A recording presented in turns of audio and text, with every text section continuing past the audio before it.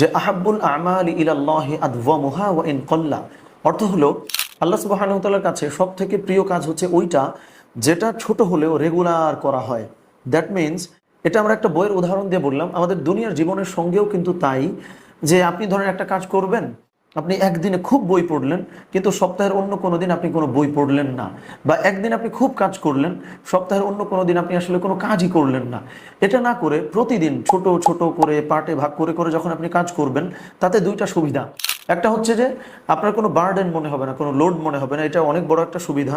এবং দুই নম্বর সুবিধাটা হচ্ছে প্রতিদিন আপনি একটা ভালো কাজের সঙ্গে কিন্তু যুক্ত থাকছেন। সুতরাং প্রথম কাজ হলো, যদি আমরা অলসতা থেকে বাঁচতে চাই এবং সব কাজ নিয়মিত করতে চাই, ওইটাকে একবারে না করে ফেলে বরং ভেঙে ভেঙে ছোট ছোট টুকরো টুকরো করে কাজটা করবার চেষ্টা করা। দুই নম্বর কাজ হচ্ছে আমাদেরকে অলসতা যে একটা পাপের কাজ, গুনাহের কাজ, সেটা মেনে আল্লাহ সুবহানাহু ওয়া তাআলার কাছে এই